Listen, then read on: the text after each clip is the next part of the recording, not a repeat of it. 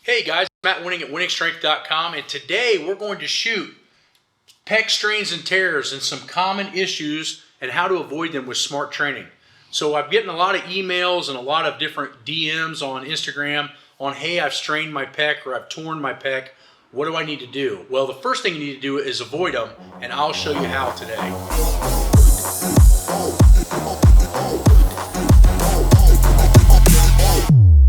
So the first big thing I see people having issues with is wrist position. So when you look at a bench, what you're trying to do is you're trying to hold this position right here. A lot of times when people go heavy, you start seeing them torque back this way.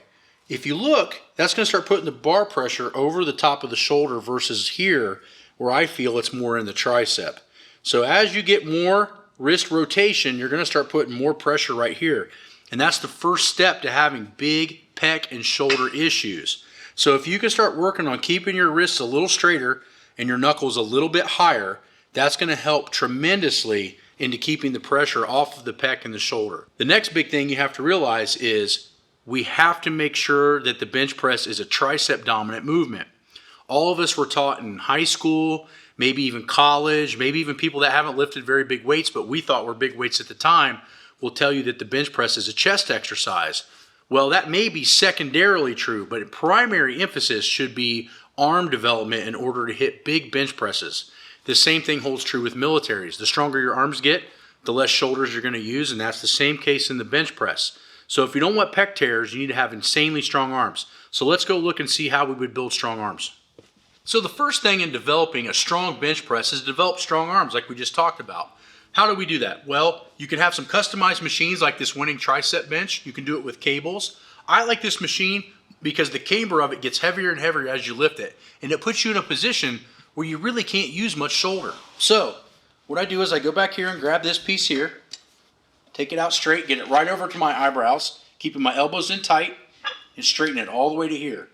Now because of the way this thing's pitched, it's getting lighter as I go down and heavier as I go up. Commonly you see in the bench press, people will stick in the middle and then they'll go to their shoulders and try to finish. That's not what you want to learn to do. You want to learn to keep it in your arms the entire time, and this machine will do that awesomely. The next thing is you want your arms strong at all angles. So as you can see, we changed this to an incline. Most of the time we're more worried about a flat style bench, but we've also changed the way the resistance is attacking the muscle. So as you can see, this is going to be a chaotic movement. So we bring this up. We come this way, keep it really close to our side of our face, and we come up this way. Then as we come down, we roll it back. And you can notice that my wrists aren't bending. So a lot of times rookies, what you'll see, when something gets heavy, they'll turn this way and have it cocked. You need to keep it straight. That is going to put all the pressure on the tricep and give you no leverage. And it's also going to reinforce in your brain when you're bench pressing to not roll your wrist under any circumstances, which is going to protect your pec and shoulder immensely. But this exercise is a great way to teach it with something that's really unstable. So now that we've got the wrist thing figured out and we don't want the wrist to roll back, that tends to cause a little more pressure to the shoulder and the pec. The next thing is, where do our hands go? The problem is that to an elementary mind, we think the wider that we go, the shorter we have in distance. And that is true. But the problem is, the more angular your bones get, the more detrimental it is to your joints. So if you look at a lot of the top benchers in the world, they almost look parallel, meaning they're not real wide and they're not in super close. They're just a little bit past shoulder width. So what I always say is there's two ways you can do this. One, if you put your thumb bed right on the end of where the knurling meets the smooth, that's going to be a really solid bench press technique position for most people. If you don't want to use that particular style, then the next thing you can do is lay on the ground, and we'll have Harvey do it here in a second. Lay on the ground and put your hands where you feel your strongest push-up is, and then look at the angle and measure it, and then put that on your bar.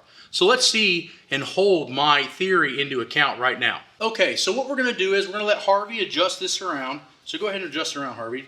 Harvey's going to figure out where exactly he feels his best push-up is. So he's going to do 5 push-ups.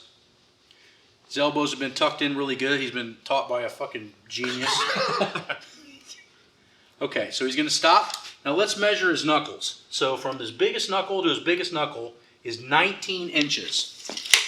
All right, so Let's go over to the bar. He's going to lay down, and we're going to put his hands where he thinks he feels his strongest. You need to come in just a little. Yep. That's actually what I do anyway. Yep. He is right at 19.5 inches. So, if you have a problem, take some dumbbells, set them on the ground, and put them where you feel your strongest push-up position is going to be, and you're going to find that your hand position of where it should be on the bar is going to be within probably an inch of where you want to put your hands on a push-up.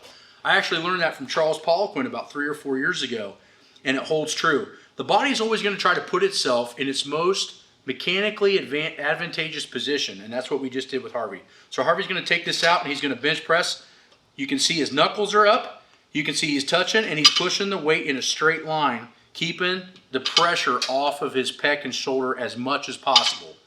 You want to treat him as a secondarily firing muscle, but not primary. And by having his knuckles straight, his hands in this position here, at this width, with his knuckles and his wrists not rolling, is going to keep away a lot of the pressure out of his shoulder and off of his pec, and let him bench press for many, many years and get way stronger than somebody that's fighting injuries all the time. So I benched my first 600 pounds in 2012, nearly 10 years ago.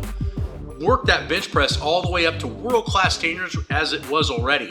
And the way I was able to do that is I never had nagging shoulder injuries, and I never had pec strains or tears.